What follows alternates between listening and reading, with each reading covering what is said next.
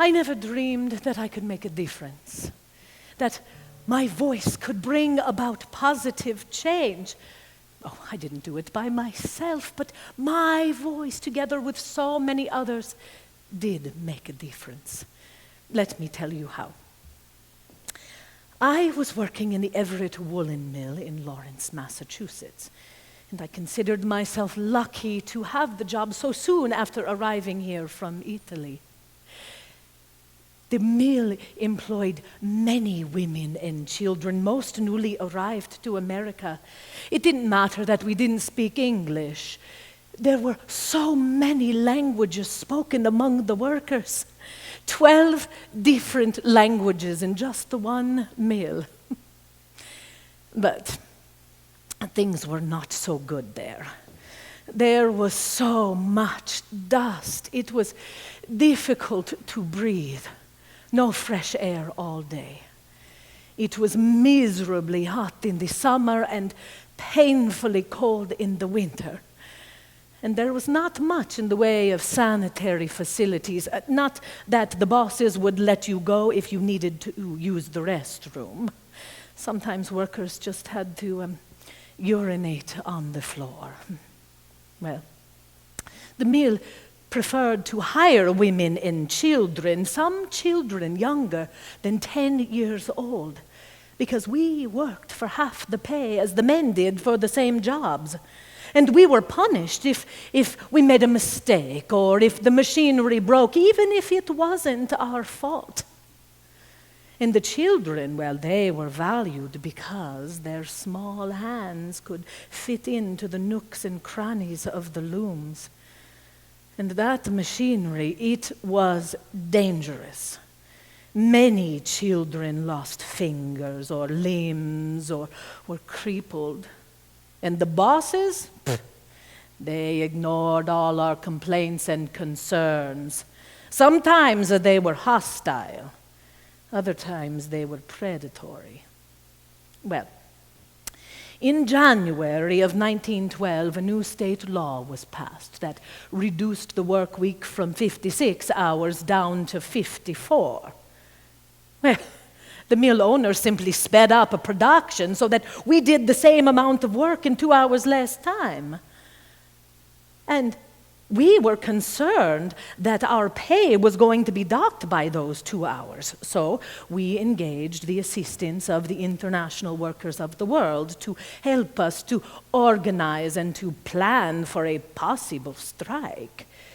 And sure enough, when our next pay came, our worst fears were realized. Our wages were docked by those 2 hours. Well, a near riot broke out. And it was the Polish women who stood up first from their looms and marched out shouting, "Short pay all out." And the rest of us, we followed. Was I afraid? Oh, indeed I was. What would happen if the mill owners didn't listen to our demands, huh? Well, we would certainly be out of a job, but we would be out of food, and we would be out of shelter.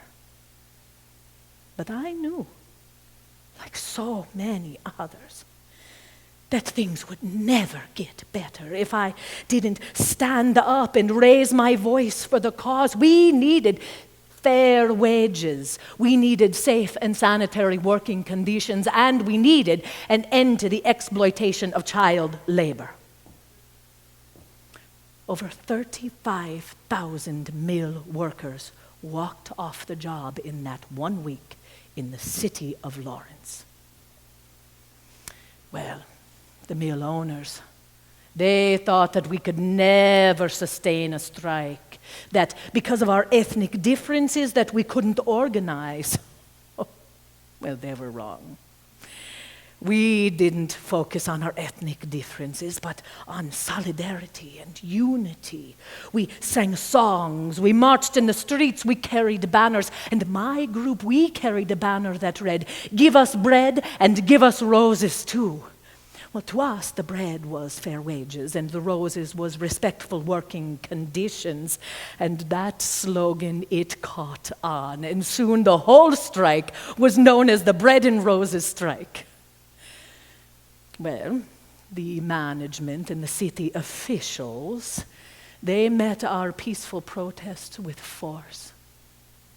They called the state militia out to break up our meetings and to break up our marches. They sprayed us with fire hoses in frigid winter weather. And as the weeks went on, we were met with increasingly violent opposition to our efforts. The police and the militia came with their guns, with the bayonets drawn, and my friend, Ani Lopizzo, was shot and killed. But after 63 days, the mill owners finally agreed to a settlement. And the media reported that the real heroes of the Bread and Roses strike were we women of the city of Lawrence. That we had demonstrated an important lesson that so-called powerless groups like women or recent immigrants, that we could prevail if we worked together in solidarity. Our voices made a difference.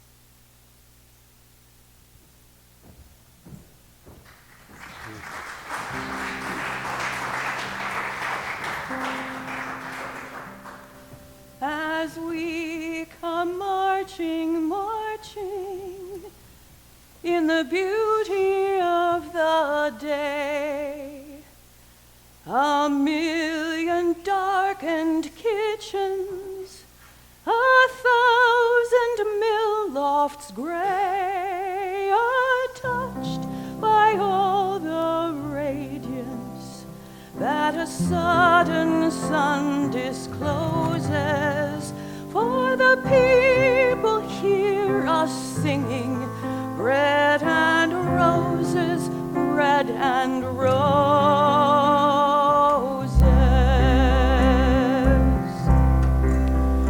As we come marching, marching, we battle to for men, for they are women's children, and we mother them again. Our lives shall not be sweated from birth until life closes. Hearts starve as well as bodies. Give us bread, but give us roses.